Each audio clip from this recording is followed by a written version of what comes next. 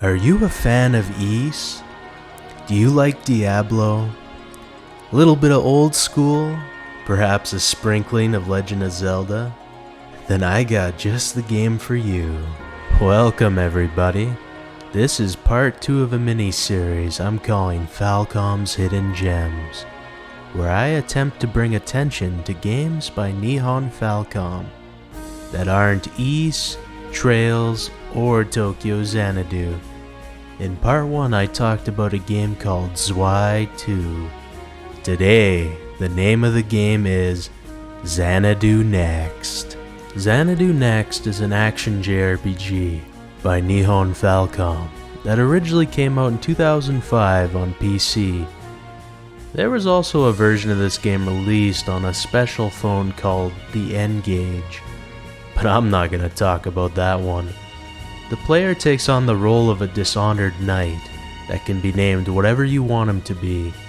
He's a classic silent protagonist type. He gets hired by a scholar to investigate the ruins of a place called Harlick Island. It doesn't take long for shit to hit the fan, however, as after a special event, he then has personal reasons to explore the island in full. The story of this game is nothing special, but it can be enhanced a little bit with some in-game supplemental materials. The gameplay is where this game shines.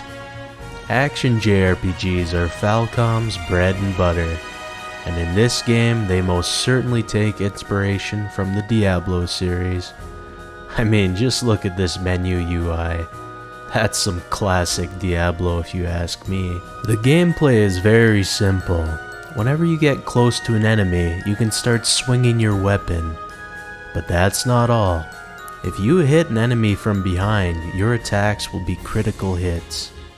There's a lot of joy that comes from destroying tons of enemies with backstrikes. The viewpoint is isometric and has the player going to a lot of dark places, with a lot of enemies of the spookier variety that drop a fair amount of loot. There are 4 slots for skills and magic that the player can have equipped, as well as 4 slots for items on a hotbar. There is only one town in the game that has all the shops, and as long as you have a certain item in stock, you can teleport back home at any time. Whenever you level up, you gain attribute points that you can apply to the stats you wish at the church in town. At this church, you can also assign a guardian to yourself, which each have different effects on your character. If you don't like stack allocations that you have done in the past, you can even level yourself down to reallocate points if you wish. Now, I didn't go too deep with the gameplay discussion here, because I don't want to spoil too much. All in all, the gameplay in this game is super solid, and is a really interesting take on the Diablo genre by Falcom here. While at first glance, the knight you control looks super basic, there are a lot of ways you can build him to suit your style of play. Moving on to another star of the show in this game, the music. The music in Xanadu Next is a little unique for Falcom. This soundtrack goes for a more atmospheric, soft melody approach, as opposed to the eccentric and hard melody style that Falcom usually goes for. At first, I was a little mixed with it, but over time I appreciate it a lot, and really like the variety by Falcom here. If you are a dungeon master for D&D, this soundtrack is fantastic for that. I can't even recall how many times I've used the song The Eternal Maze for whenever my players are in eerie areas. Every song in the game definitely fits the areas that they are in. Overall, the music is as expected of Falcom, just simply fantastic. And if you are a little disappointed about slower music, don't you worry, there's still a little bit of that Falcom usual to be heard here. Xanadu Next is a great game, with a really unique take on the Western action RPG by Falcom. There hasn't been another game by Falcom like this one since. This game doesn't dilly-dally shilly-shally either. Most people will reach the end within 10 to 15 hours. If you really like Falcom games, I would highly recommend playing this one. This is another hidden gem.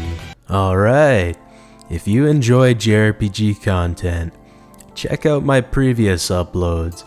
I've been building up quite the collection so far. But wait, there's more. I've been doing this thing on Twitch that I call the East Chrono Canon, which is me playing through all the canon East games in chronological order in anticipation for the English release of East 10. I've made it through Origin 1 and 2, Memories of Salsetta, and I'm very close to beating Oath and Felghana this Friday, so September 13th at 7 p.m. Mountain Time.